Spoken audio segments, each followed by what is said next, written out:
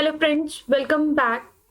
आज हम पढ़ने जा रहे हैं एक new chapter that is excretory products and there elimination. अगर हम बात करें, हमें मालूम है हमारे पास अगर पूरे हमने एनिमल किंगडम में अभी हमने डिफरेंट फाइलम्स के बारे में पढ़ा और उन फाइलम्स में हमने पढ़ा कि किस तरीके से जो है हर ऑर्गेनिज्म टू ऑर्गेनिज्म जैसे जैसे हायरार्की बढ़ती जा रही थी वैसे वैसे सिस्टम जो है वो डेवलप्ड होते जा रहा है, राइट। तो एनिमल्स जो हैं वो अपना मेटाबॉलिक वेस्ट किस फॉर्म में रख रहे हैं। इट में भी अमोनिया हो सकता है, यूरिया हो सकता है, यूरिक एसिड हो सकता है, कार्बन डाइऑक्साइड हो गई, वाटर हो गए और कुछ मिनरल्स आ गए हमारे पास, जो कि किस तरीके के फॉर्म में से एक्टिवेट होते हैं या बॉडी से क्रिएट होते हैं। उन्हीं चीजों को हम बोलते हैं हमारे एक्सक्रीटरी प्रोडक्ट्स बोलते हैं। और इस चैप्टर में भी हम टोटली यही पढ़ने वाले हैं कि किस तरीके से ये जितने भी नाइट्रोजिनस वेस्ट हैं हमारे पास वो एनिमल किस किस मोड से जो है वो एक्सक्रीट करता है। एक चीज ये। दूसरा, उसके बाद हम पढ़ेंगे ह्यूमंस में कि ह्यूमंस में हमारे पास एक्सक्रीटरी सिस्टम क्या है। उसके बाद किडनीज का स्ट्रक्चर, नेफ्रॉन का स्ट्रक्चर और उसके बाद जो है एक्चुअल मैकेनिज्म। ये कुछ टॉपिक्स जो है हमने इस चैप्टर में कवर करने हैं। और साथ ही साथ नीट के पॉइंट ऑफ व्यू से अगर मैं बात करूं तो नीट के पॉइंट ऑफ व्यू से आपको याद रखना है यहाँ पर एटलीस्ट 3 से 4 क्वेश्चंस जो हैं आपको ध्यान में रखने हैं। और लास्टली एनिमल टिश्यू की लाइनिंग्स की बात मैंने की थी तो वो यहाँ पर भी डिपेंडिंग है कि कहाँ पर वुमेन्स कैप्सूल में क्या प्रेजेंट होता है, कौन सी लाइनिंग होती है, या फिर मेनली असेंडिंग डिसेंडिंग लूप वाली तरफ जो है कौन सी लाइनिंग प्रेजेंट होती है, कौन सी एपिथेलियल टिश्यू की टाइप होती है, वहां से क्वेश्चंस आते हैं, राइट। तो स्टार्ट करते हैं हम यहीं से। सबसे पहले अगर मैं बात कर रही हूँ यहाँ पर तो हम बात करते हैं सबसे पहले कि व्हाट इज एक्सक्रीशन और डिफरेंस क्या है हमारे पास एक्सक्रीशन में और साथ साथ में जो दूसरा टर्म हम पढ़ते हैं इजेशन में। क्लियर। सबसे पहली चीज जो हम पढ़ेंगे वो पढ़ेंगे हमारे पास व्हाट इज इजेशन और जो दूसरी टर्म मैं बोल रही हूं दैट इज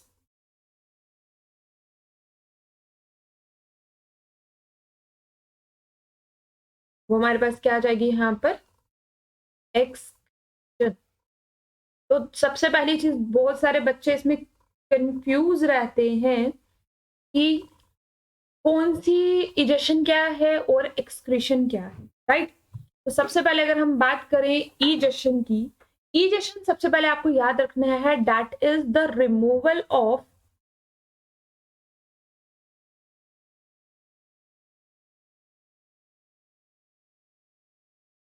इजेशन क्या है हमारे पास, it is the removal of undigested food. Undigested food का रिमूव होना is egestion, right. Whereas जो भी हमारे पास क्या है, removal of metabolical waste. Removal किसका हमारे पास, जो भी हमारे पास मेटाबॉलिकल वेस्ट है, मेटाबॉलिक वेस्ट जो भी मेटाबॉलिज्म हम समझते हैं अभी, मेटाबॉलिक वेस्ट जो भी हमारी बॉडी से रिलीज हो रहा है उसके लिए हम टर्म यूज करेंगे क्या, एक्सक्रीशन। तो दो बातें हम लोगों को समझ आ गई है यहाँ पर। इजेशन और एक्सक्रीशन का डिफरेंस क्या है।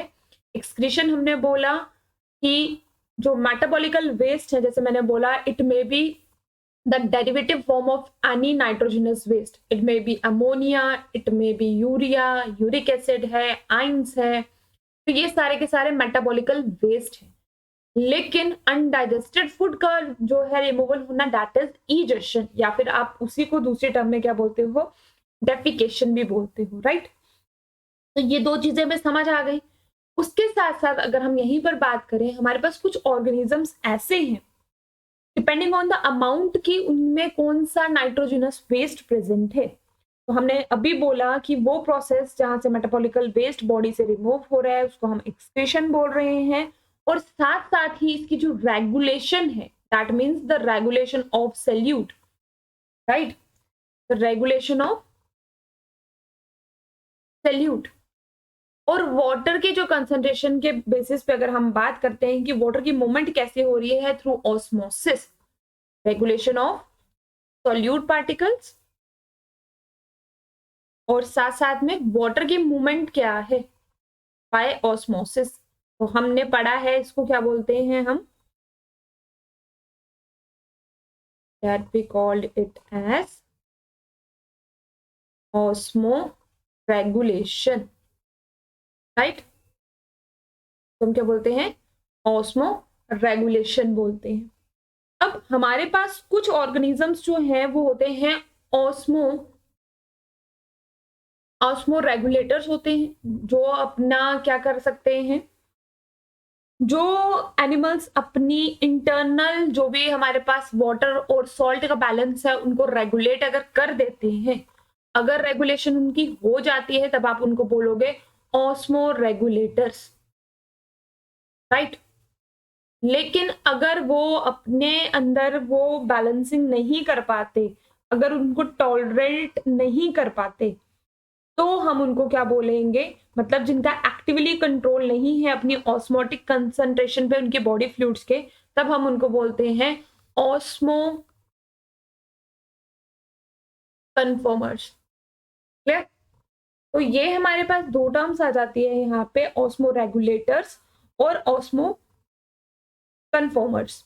जो रेगुलेटर्स हैं वो क्या करेंगे, बॉडी से एलिमिनेट करेंगे वाटर, ताकि जितना भी उनके अंदर अगर टॉक्सिसिटी बढ़ रही है तो वो बॉडी से रिमूव होती जाए, राइट। तो इस तरीके से हमारे पास ये दो टर्म्स आ जाती हैं, और हम लोगों को ऑलरेडी पता है, हम ये सब चीजें जो है ऑस्मो रेगुलेशन को कैलकुलेट करते हैं in the base on the basis of osmolarity, कि किस कंसंट्रेशन से बॉडी जो है इस एक्सेसिव अमाउंट को क्या कर रही है, रिलीज कर रही है। तो आप लोगों को यहाँ पर सिर्फ एक चीज याद रखनी है, दैट इज उसका यूनिट याद रखोगे, तो यूनिट हमेशा वहां पे रहेगा ऑस्मोलैरिटी पर लीटर में, ठीक है। वो हमेशा कितना रहेगा, चाहे वो 50 एम है, 10 एम है, ठीक है, 500 एम है, तो जितना भी है तो वो मिली ऑस्मो पर लीटर में ही जो है हम कंसंट्रेशन उसकी क्या करते हैं, कैलकुलेट करते हैं, राइट। अब अगर मैं बात करूं, जैसे कि हम लोगों ने एनिमल किंगडम में भी ये चीजें डिस्कस की हुई हैं, कि हमारे पास अगर फॉर एग्जाम्पल, मैं आपको एक एग्जाम्पल देती हूँ, जैसे अगर हम ह्यूमंस की बात करें, ह्यूमंस अगर हमारे पास वाटर लूज कर रहा है, बॉडी से उसके वाटर लूज हो रहा है, लेकिन अगर एक्सेसिव में पानी जो है बॉडी से लॉस्ट होता रहे बार बार, तो हम या तो उसकी डेथ हो सकती है, या तो हम क्या कर सकते हैं, वी आइदरली, अगर हमें लगता है तो हमारा जो कोऑर्डिनेटिंग सिस्टम है, दैट मीन्स द ब्रेन की बात कर रही हूँ, वो हम लोगों को उस टाइम क्या करता है, रेगुलेट करता है कि पानी जो है वो बॉडी में कम है, जिसकी वजह से हम लोगों को थर्स्ट लगती है, प्यास लगती है, ठीक है। और हम क्या करेंगे, हम वो वाला फूड या फिर वो मतलब पानी, जूस, कुछ भी ऐसा इंटेक करेंगे ताकि हमारी बॉडी में वाटर लेवल जो है वो बैलेंस हो जाए, राइट। तो इस तरीके से जो है हम लोग जो है क्या करते हैं, वाटर की कंपनसेशन इस तरीके से बराबर करते हैं कि बॉडी में जो है वाटर लेवल बराबर रहना चाहिए। लेकिन अगर बॉडी में पर्टिकुलरली वाटर परसेंटेज बहुत 12% से कम चले जाए, तो ऑर्गेनिज्म के ऑर्गन्स जो है वो कोलैप्स कर जाते हैं, ठीक है। ऑन द अदर हैंड, अगर आप एक साइड और देखो, जैसे कि हमारे पास डेजर्ट मैमल्स हैं, ठीक है, जैसे हमारे पास कैंगेरू रैट्स वगैरह है, या स्नेक्स है, या वहां पे लिजर्ड्स हैं, तो उनमें जो सिस्टम है वो क्या है, वो अपना वाटर कंसंट्रेशन जितनी भी है वाटर, वो क्या करते हैं, कम लॉस्ट करते हैं, क्योंकि डेजर्ट एरियाज में है तो वो रिड्यूस कर देते हैं अपनी वाटर को, जैसे कि प्लांट्स में सिमिलरली ऐसा ही होता है, हमें मालूम है, ट्रांसपायरेशन को रिड्यूस करने के लिए वो मॉडिफिकेशंस करते हैं। सिमिलरली हमारे पास जो डेजर्ट मैमल्स है या एनिमल्स हैं, उनका मेटाबॉलिकल वेस्ट जो है वो टर्न हो जाता है, ऑन दैट बेसिस उनकी बॉडी से वेस्ट जो है वो बाहर कम रिलीज होगा। Same goes for the camels, camels भी बात करोगे तो उनमें भी सेम यही है, वाटर अवेलेबल नहीं होता है तो वो यूरिन जो है कम प्रोड्यूस करते हैं, यूरिया की फॉर्म में जो है उनमें स्टोर रहता है, जिसकी वजह से उनका मेटाबॉलिकल जो सिस्टम है वो क्या रहता है, मेंटेन रहता है, और वो बाद में फिर से अपने आप को क्या कर देते हैं, रिहाइड्रेट कर देते हैं, ताकि वो चीज जो है वो बैलेंस रहे। राइट, आई थिंक यहाँ तक सबको क्लियर हो रही है बातें।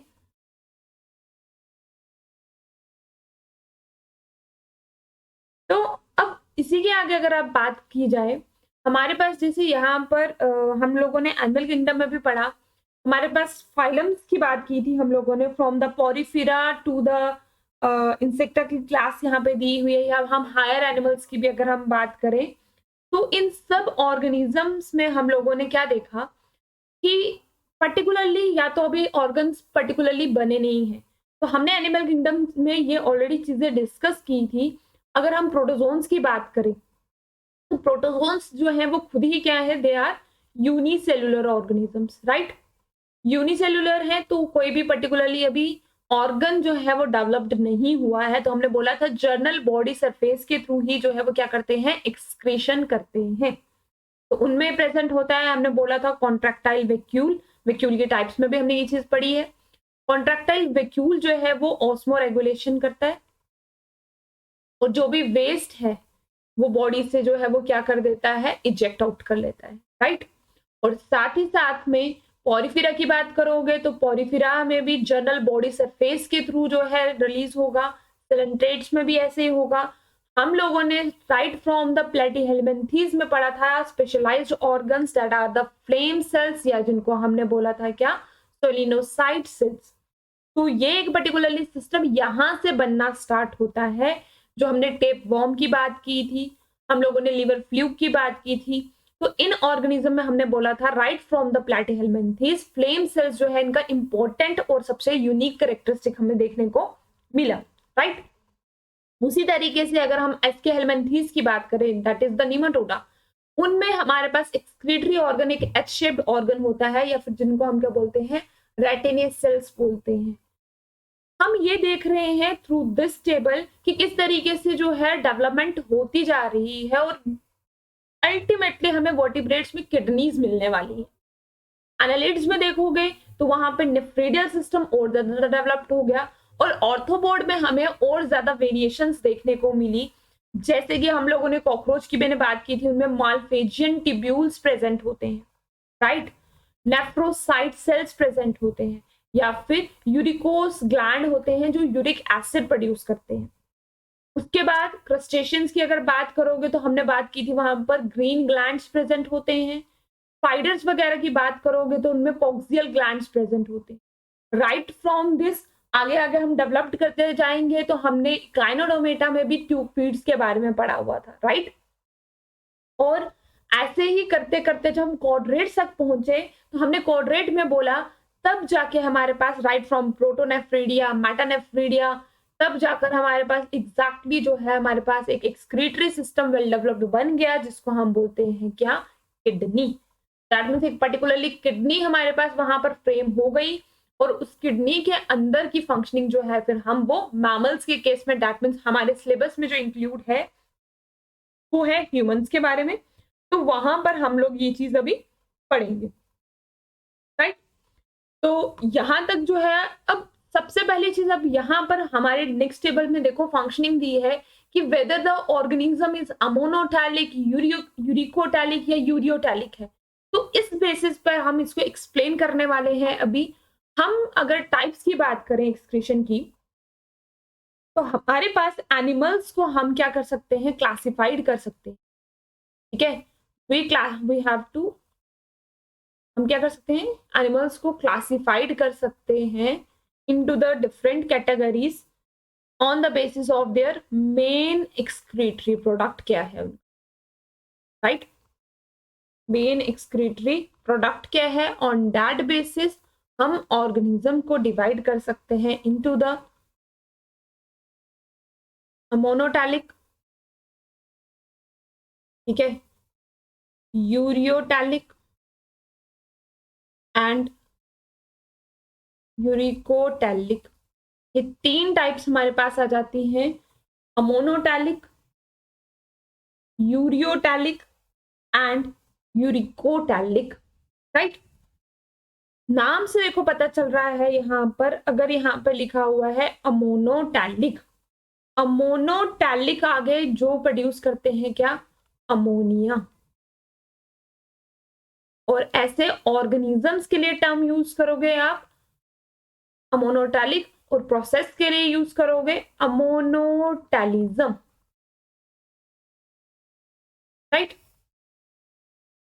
सिमिलरली यूरियोटैलिक की अगर आप बात कर रहे हो तो यूरियोटैलिक जो है हमारे पास ये प्रोड्यूस करते हैं हमारे पास, देखो नाम से ही पता चल रहा है, that produce urea, nitrogenous waste जिनका क्या है, यूरिया है, तो उनके लिए हम टर्म यूज कर रहे हैं यूरियोटैलिक। और ऑर्गेनिज्म के लिए आप यूज करोगे यूरियोटैलिक, और मैकेनिज्म के लिए यूज करोगे यूरियोटैलिज्म।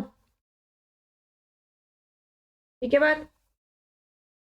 देन यूरिकोटैलिक, दैट मीन्स जो प्रोड्यूस करते हैं यूरिक एसिड, और ऐसी प्रोसेस के लिए हम टर्म क्या यूज करेंगे, यूरिकोटैलिज्म।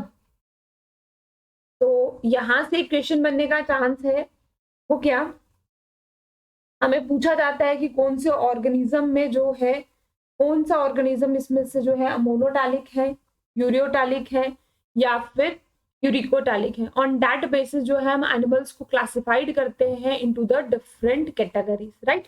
तो 3 टाइप्स अब मेरे ख्याल से सबको समझ आ गई है, याद हो गई है कि एनिमल्स को हम क्लासिफाइड कर रहे हैं इनटू द अमोनोटैलिक जो अमोनिया प्रोड्यूस कर रहे हैं, यूरियोटैलिक जो यूरिया प्रोड्यूस कर रहे हैं, और यूरिकोटैलिक जो क्या प्रोड्यूस कर रहे हैं, यूरिक एसिड प्रोड्यूस कर रहे हैं, राइट।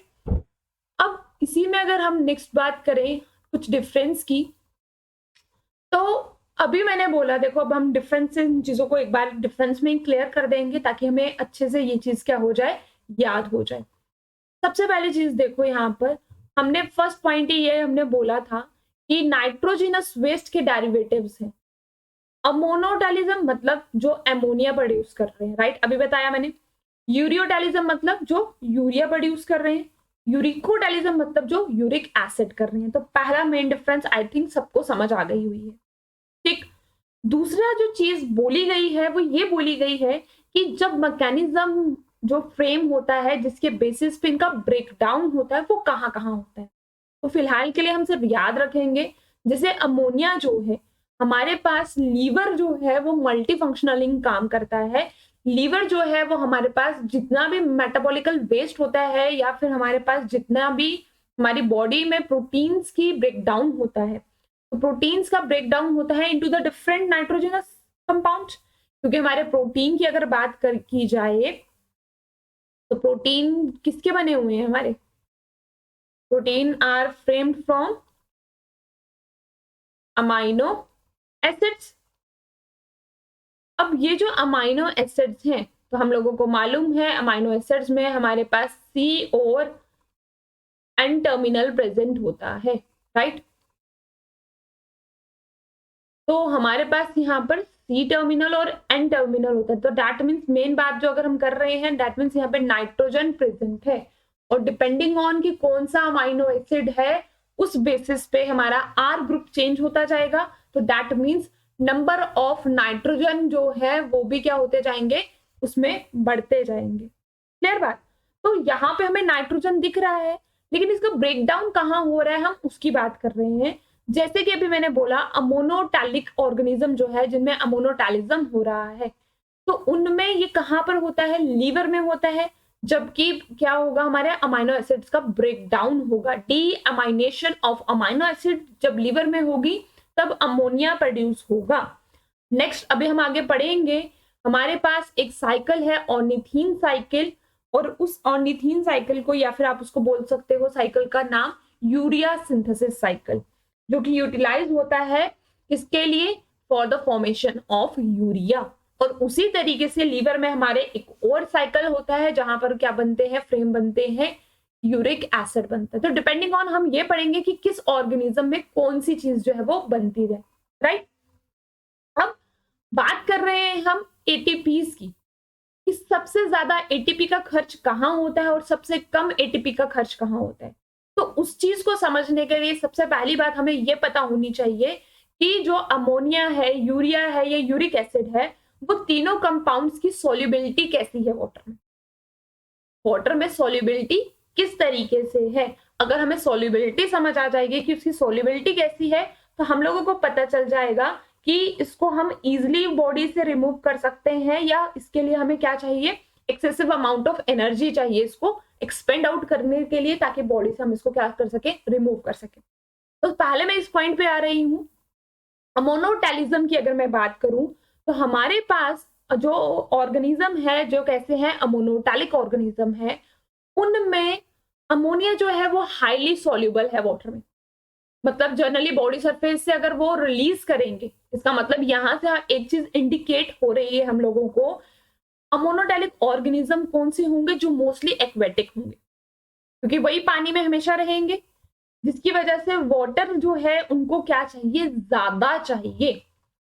वाटर क्या चाहिए, अपना टॉक्सिक वेस्ट को रिमूव करने के लिए क्या चाहिए, उनको वाटर कंटेंट ज्यादा चाहिए। तो मोस्टली वो कौन से ऑर्गेनिज्म होंगे, एक्वेटिक ऑर्गेनिजम्स ही होंगे, जो उसमें क्या कर पाएंगे, अपने वेस्ट को रिमूव करवा पाएंगे आराम से। तो एक बात समझ आ गई, अमोनिया जो है it is highly soluble in water, ठीक है। और इसके लिए हम अगर बात करें कितना, जैसे अगर 500 ml पानी है हमारे पास, तो उसके लिए मतलब 1 ग्राम अमोनिया के लिए हमें 500 ml वाटर की जरूरत है। क्लियर, सॉल्युबल है, इसलिए हमें एनर्जी जो है वो कम एक्सपेंड करनी पा रही, ठीक है। तो ज्यादा जरूरत नहीं है हमें एटीपीज को खर्च करने की, क्योंकि डायरेक्टली सॉल्युबल है, वो खुद सॉल्युबल हो जाएगी। तो जैसे आप इसको समझ सकते हो, जैसे आपने एक गिलास लिया और उसमें चीनी डाली, तो चीनी को घोल रहे हो, जब तक वो सॉल्युबल है तब तक तो वो नॉर्मलाइज है, लेकिन एक्स्ट्रा चीनी और डालोगे, जब उसका सैचुरेशन पॉइंट आ जाएगा, उसके बाद भी अगर आपको उसमें चीनी घोलनी है, तो हम क्या करते हैं, वाटर को थोड़ा सा हीट अप करेंगे, ताकि जो है उसका सैचुरेशन पॉइंट से हम उसको क्या कर सके, ताकि वो चीनी उसमें घुल जाए। तो हमने इसका मतलब जो गर्म किया पानी को, तो हमने एटीपी यूटिलाइज की वहां पर, राइट।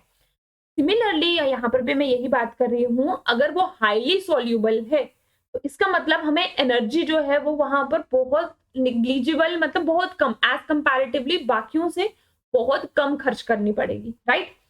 लेकिन साथ ही साथ हमें ये याद रखना है कि अमोनोटैलिक ऑर्गेनिज्म जो होते हैं, या मोनोटैलिज्म जिनमें होता है, जो अमोनिया है वो सबसे ज्यादा हाईली टॉक्सिक मटीरियल, ठीक है। तो एक क्वेश्चन आपको इस बेसिस पे लास्ट पीवाईक्यूज में देखोगे, अगर आपको एक क्वेश्चन मिलेगा कि इन तीनों में से हाईली टॉक्सिक कौन सा है, तो आप बोलोगे अमोनिया जो है हमारे पास, it is highly toxic in nature. Clear.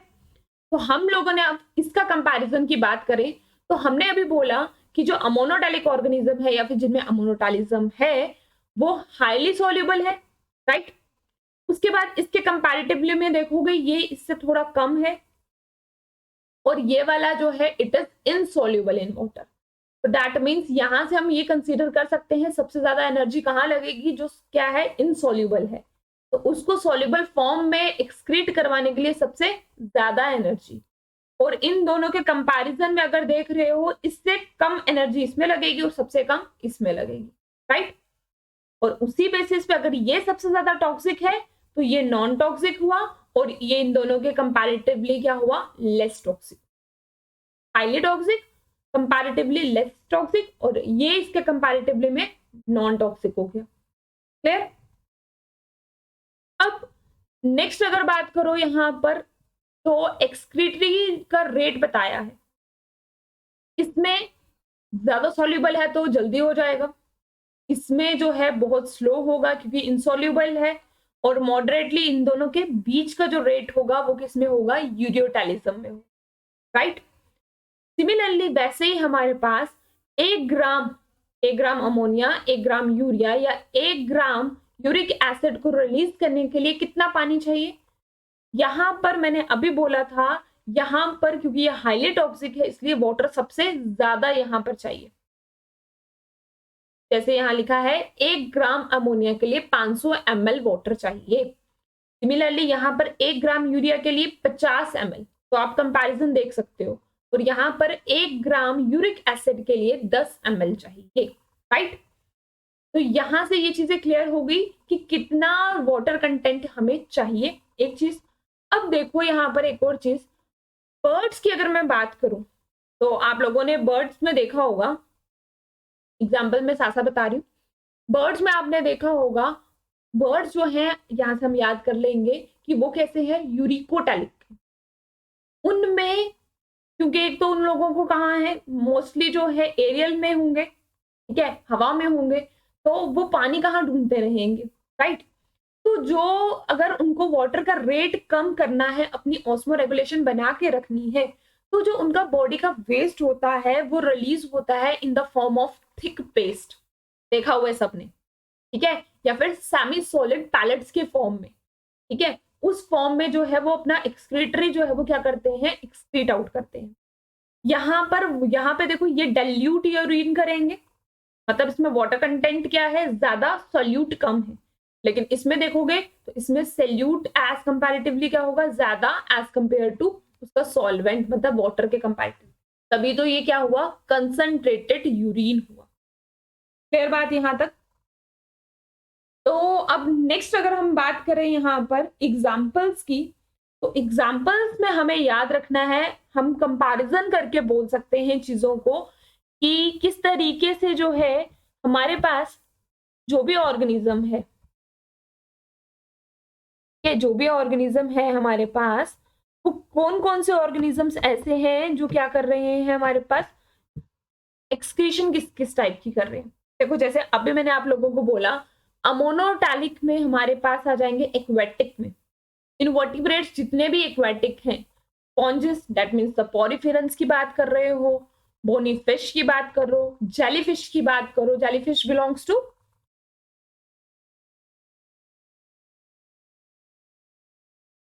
Jellyfish जो है वो हमारी सिलेंट्रेट से बिलोंग करती है, राइट, नाइडेरियंस जिनको हम बोलते हैं। एक्वेटिक एम्फीबियंस की अगर बात करो, हमने एनिमल किंगडम में भी ये बात की थी, एक्वेटिक एम्फीबियंस जो है हमारे पास, या एक्वेटिक इंसेक्ट्स जो है वो भी एमोनिया की फॉर्म में ये क्या करते हैं, रिलीज करते हैं। यूरियोटैलिक ऑर्गेनिजम्स की अगर आप बात करो तो वो कौन से आ जाएंगे हमारे पास, जैसे कि हम लोग, इसका मतलब हमारी बॉडी में यूरिया जो है वो एक्सक्रीट होता है। वेल की बात करो, फ्रॉग की बात करो, ठीक है, एक्वेटिक रेप्टाइल्स की बात की जाए, जैसे टर्टल्स हो गए, टॉर्टाइस हो गए, कार्टिलेजिनस फिश हो गए। दो एग्जांपल याद रखना, बोनी फिशेस में अमोनिया, कार्टिलेजियस फिशेस में जो है वो क्या होगा, यूरिया। और यूरिकोटैलिक के एग्जांपल में आ जाएंगे हमारे पास लैंड एनिमल्स, जैसे हमने बर्ड्स की बात की, स्नेक्स की बात की, लिजर्ड्स की बात की, स्नेल्स की बात की, और कुछ जो है लैंड इंसेक्ट्स की बात की, जिनमें जो है क्या रिलीज होता है, यूरिक एसिड। मुझे लगता है यहाँ तक आप लोगों को टाइप्स ऑफ एक्सक्रीटरी प्रोडक्ट्स जो है वो क्लियर हो गए हैं कि कौन कौन से मैकेनिज्म कैसे कैसे है, और इसके बेसिस पे क्वेश्चन किस टाइप के आ रहे हैं, राइट। आई होप यहाँ तक आपको सब बातें क्लियर हो गई होंगी। नेक्स्ट लेक्चर में हम न्यू टॉपिक पढ़ेंगे। Till then stay at home, stay connected. Thank you.